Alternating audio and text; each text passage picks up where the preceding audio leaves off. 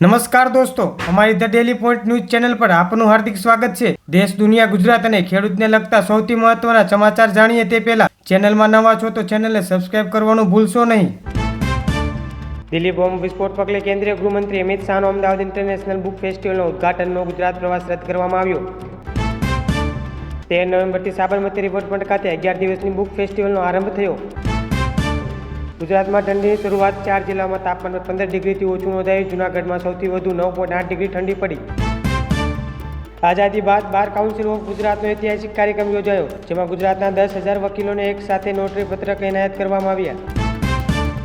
કેન્દ્રીય ગૃહમંત્રી દિલ્હી રેકોર્ડ નજીકના કારમાં થયેલા વિસ્ફોટની તપાસ આતંકવાદી વિરોધી એજન્સી નેશનલ ઇન્વેસ્ટિગેશન એજન્સીને સોંપી। તપાસ એજન્સીઓએ દિલ્હી બ્લાસ્ટના તાર કાશ્મીરમાં પકડાયેલા 7 વ્યક્તિઓ, જેમાં 2 ડોક્ટરનો સમાવેશ થાય છે, સાથે જોડાયેલા હોવાની આશંકા વ્યક્ત કરી। દિલ્હી બોમ્બ બ્લાસ્ટના પગલે ગુજરાતના મુખ્ય શહેરો અમદાવાદ, સુરત, ગાંધીનગર અને સંવેદનશીલ વિસ્તારોમાં હાઈ એલર્ટ જાહેર કરવામાં આવ્યું।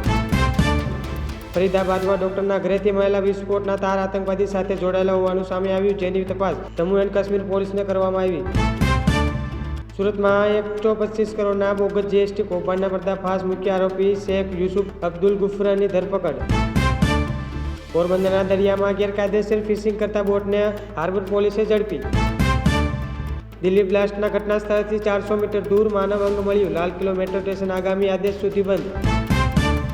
જૂનાગઢના માંગરોળ વિસ્તારમાંથી જમ્મુ કાશ્મીરના 2 યુવકોને શંકાસ્પદ ગતિવિધિઓ બદલ અટકાયત કરવામાં આવી। દિલ્હી બ્લાસ્ટ બાદ સૌરાષ્ટ્ર દરિયાકાંઠા વિસ્તારમાં સુરક્ષા અને ચેકિંગ વધારવાની પોલીસને આદેશ। નવી દિલ્હીમાં ભારત મંડપ ખાતે શ્રમ અને રોજગાર પર 2 દિવસીય રાષ્ટ્રીય પરિષદનું સમાપન। દિલ્હીમાં હવાની ગુણવત્તા અત્યંત ગંભીર, પ્રદૂષણ વધતા બાંધકામ પર પ્રતિબંધ અને ધોરણ 5 સુધીના શાળાઓએ હાઇબ્રિડ મોડમાં ચાલવાનો આદેશ।